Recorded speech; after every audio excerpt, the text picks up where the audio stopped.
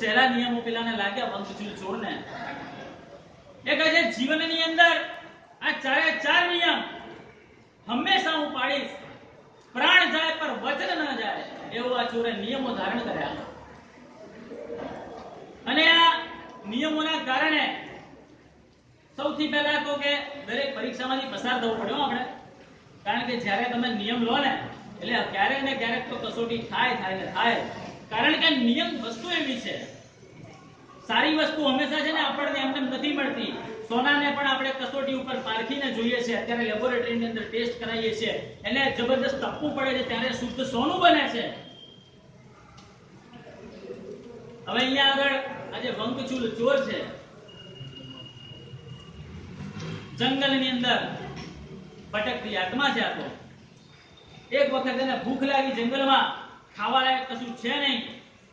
હવે એની જે ટોળકી હતી, ચોરોની જે ટોળકી હોય ને પલ્લી, એ ક્યાંકથી કંઈક વસ્તુ ગોતીને લાવી અને બધાએ શાંતિથી બેઠા બેઠા ખાય છે. એટલે વંકચૂલને પણ કહે છે કે લો પલ્લીપતિ, તમે પણ આ ફળ ખાઈ જુઓ, સ્વાદમાં બહુ સારા છે. પેલા કહ્યું કે કયું ફળ છે? કે એવી બધી ખબર નથી, કે ભૂખ લાગી છે, સામે મળ્યું, ખાઈ લીધું. ટીમ્પાકના ફળ ક્યારે જોયું નથી, જાણ્યું નથી, એનો સ્વાદ શું હોય ખબર નથી. પેલાને યાદ છે કે ગુરુ મહારાજે નિયમ આપ્યો છે, અજાણ્યા ફળ ખાવા નહીં એટલે નહીં. ગમે એટલી ભૂખ લાગી હોય, એને ના ખાધું. પેલા બધાએ ખાધું અને થોડીક જ વારમાં બધાના મોઢામાંથી ફીણ નીકળ્યા.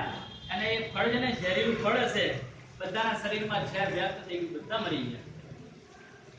આ એક વંકચૂલ બચી ગયો અને સામે પેલા બધાને મરેલા જોયા એટલે એને મહારાજ સાહેબ પ્રત્યે શ્રદ્ધા જાગી, ભાવ જાગ્યો કે ગુરુ મહારાજે જે નિયમ આપ્યો હતો એના લીધે હું આજે બચી ગયો છું. મારા જીવનદાતા છે. જો એક નિયમમાં જો મારું જીવન બચ્યું હોય તો બાકીના 3 નિયમ મારું શું કરશે? ક્યાંથી ક્યાં પહોંચાડી દેશે જીવનમાં?